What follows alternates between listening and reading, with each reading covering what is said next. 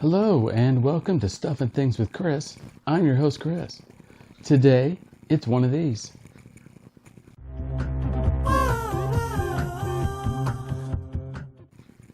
Midway.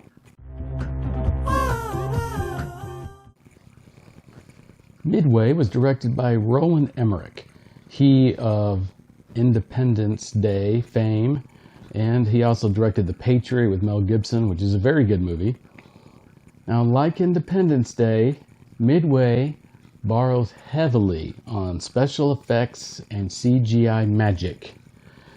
The actual story is a little dodgy, not exactly spectacular.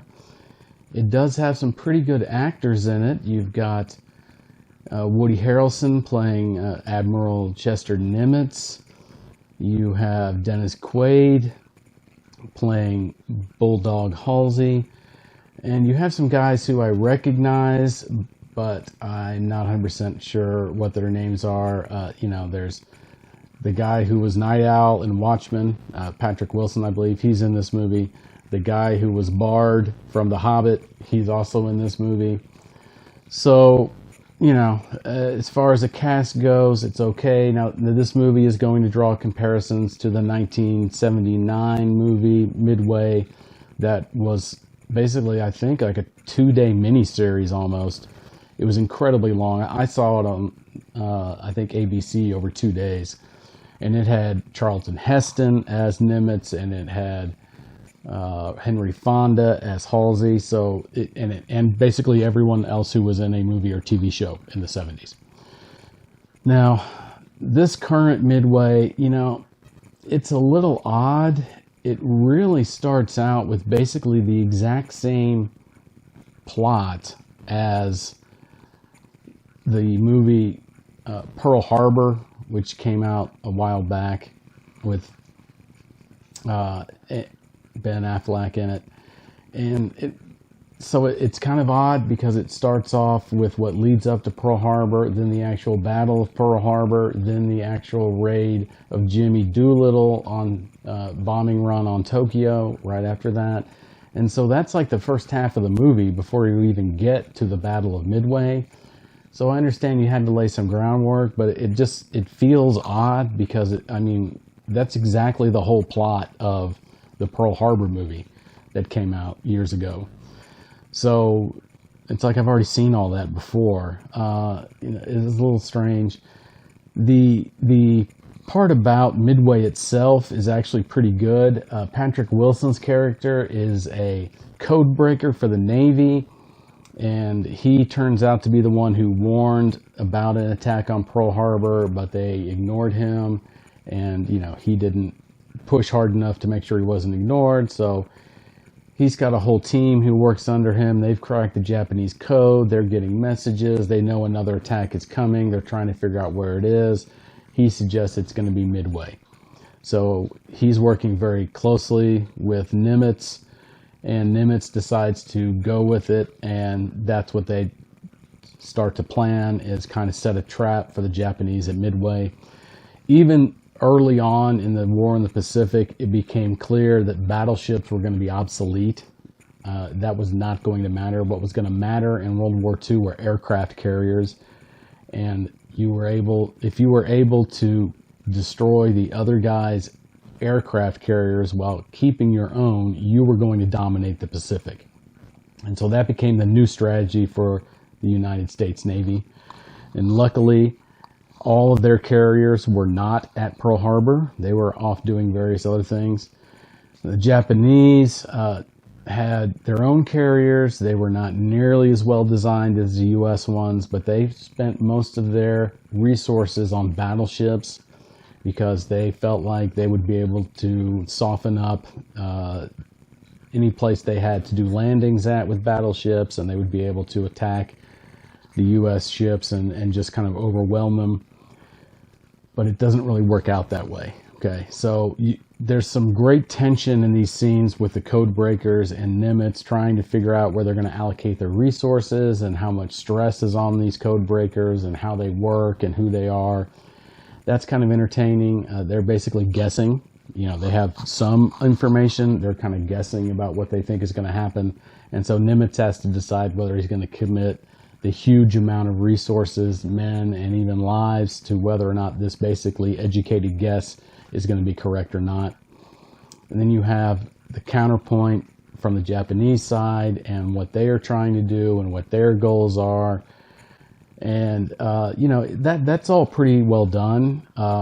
The special effects in the movie, the fight scenes are well done. It's a Roland Emmerich movie. You know he's going to push the CGI and the computer animation blowing up stuff. If you saw Independence Day, I mean, that drove that story, was all the CGI graphics and special effects stuff.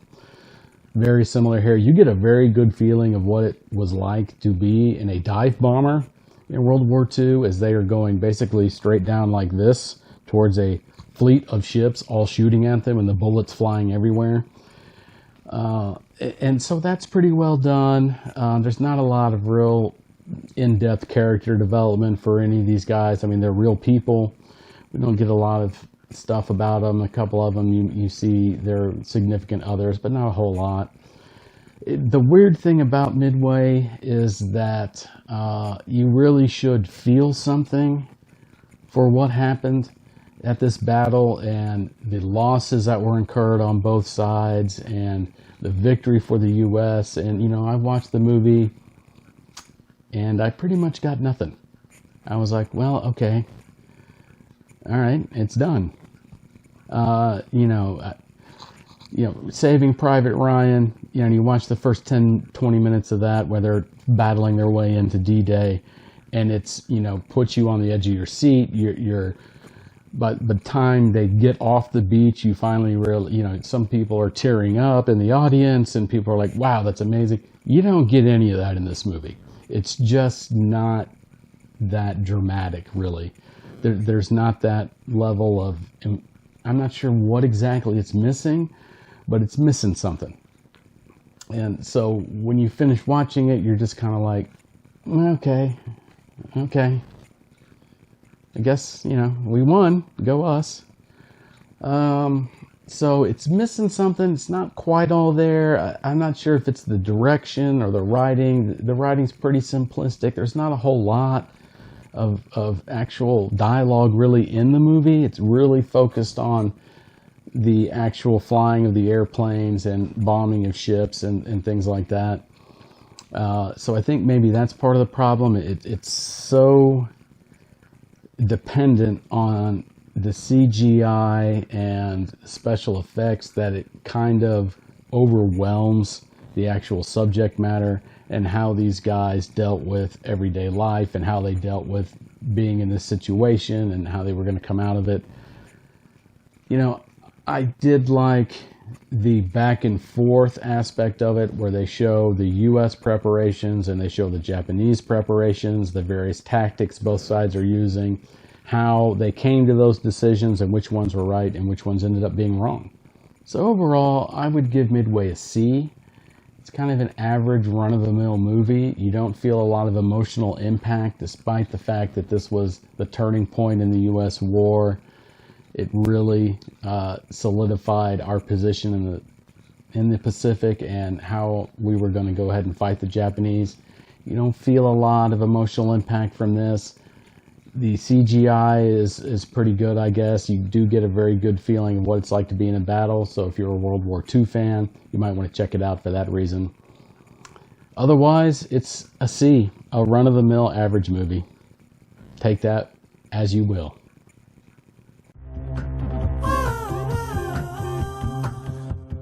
Color Out of Space.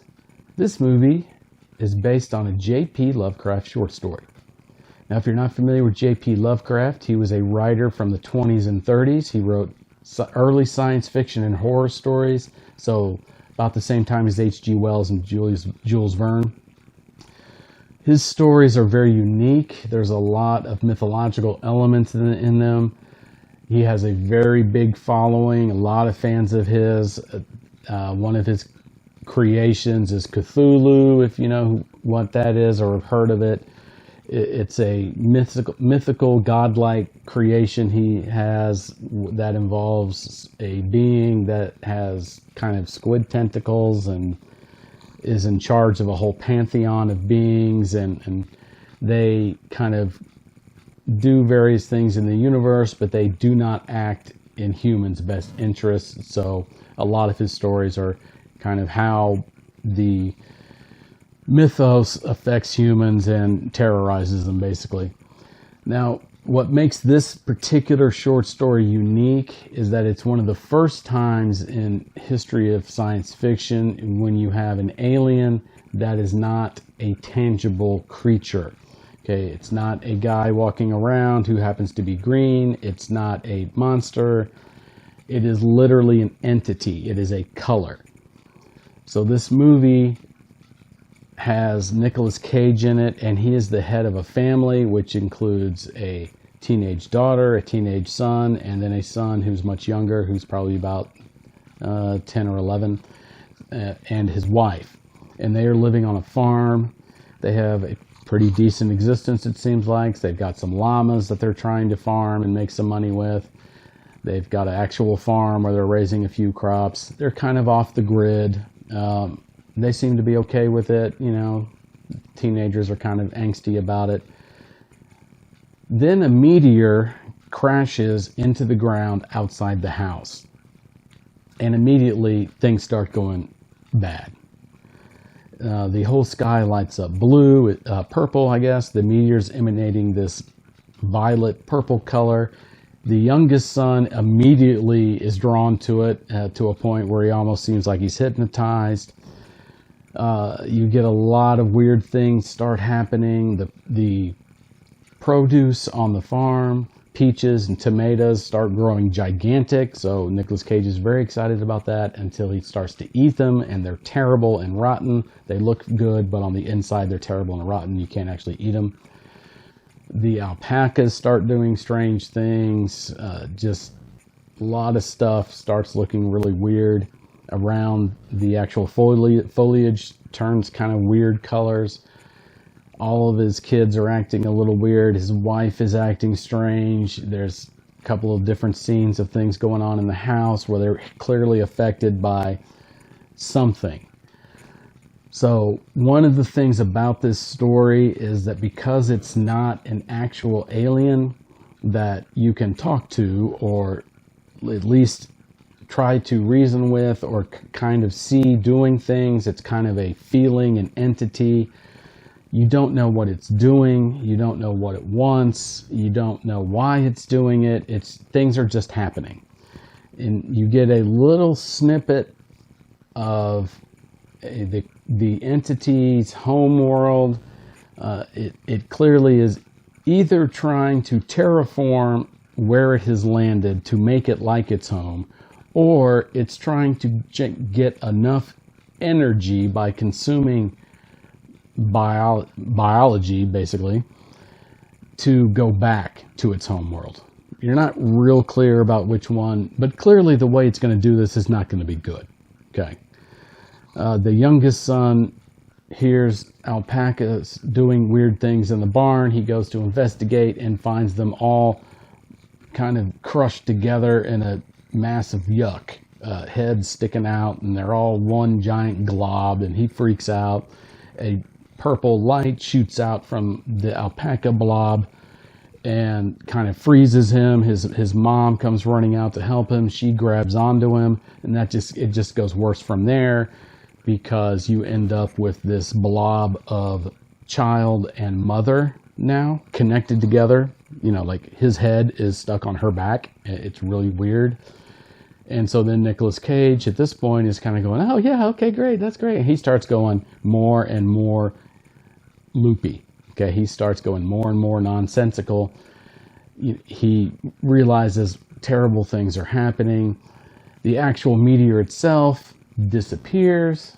There's people who come from scientists who come, and law enforcement guys who come and investigate the initial meteor strike, and they're like, okay, it seems like everything's okay. All their cell phones don't work.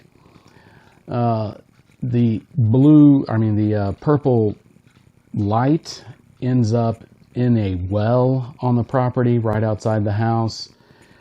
And so it gets into this weird thing where the oldest son goes outside and he ends up being sucked down into the well, following the entity, sucks him down in there, and the oldest daughter is freaking out, and dad has totally lost it, and he's trying to protect his kids, and he's trying to protect his wife, and his wife turns into this bug creature with a human face. I mean, at this point, it's off the chain with the wacky and the crazy.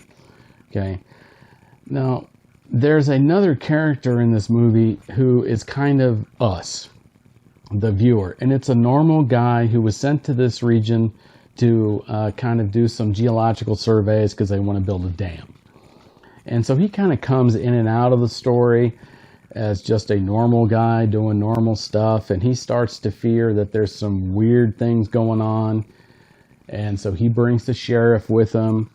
Another character in this movie is Tommy Chong, who plays a neighbor of the family. He lives on his own little thing. He's a conspiracy nut. He videotapes all kinds of stuff. So, once the cartographer guy comes and gets the sheriff, he's like, there's some weird things going on. We should go check it out. They go to Tommy Chong's house, cabin he's got, and weirdness. He's like zombie, and he's talking through a tape recorder that leaves all these weird messages and all this weird stuff about the entity trying to get home. And, then they realize, oh man, things are going really bad. So they go back to the farmhouse, and they've got there's the dad who's locked his daughter in the room with her mom, who's now this monster thing, and they just off the charts with the wackiness. Okay, there's craziness happening everywhere. The colors are blinding with the purpleness. Eventually, basically everyone in Nicolas Cage's family is gone. Okay, they're all gone. They all get kind of absorbed and taken over by the entity, which then, I think, goes home. It becomes kind of this giant light stream. It vanishes from the property and leaves a circle of basically white ash for a very large area around where it initially struck when the meteor hit. I mean, I'm telling you, this is an odd movie.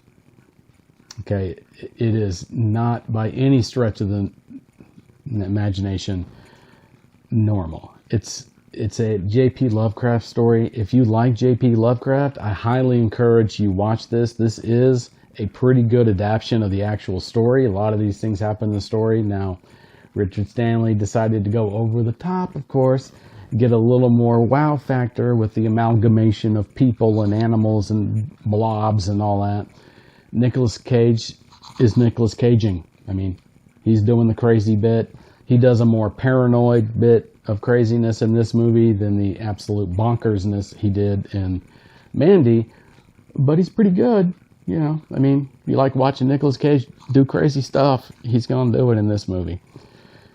If you are interested in weird movies that aren't normal, straight run-of-the-mill kind of movies, might be a good one to check out. But, you can tell the director's got some talent here. The shots are set up well. The mood is very well done. It's a very dark mood, obviously. It's very brooding. You can tell there's bad things coming. And obviously, the colors, the lighting, that's all very instrumental to the story, so it's all done very well. It's not going to be for everyone. It is going to be for people who are science fiction fans and maybe horror fans, definitely J.P. Lovecraft fans. If you're interested in checking out a movie that's a little bit different, this is definitely one you might want to check out at the Red Box. Leave your comments and suggestions below. Let me know anything you would like me to review or have any questions about. Don't forget to like, hit the subscribe button and ring the bell so you know when I have new reviews coming out, and I will talk to you later. Thanks.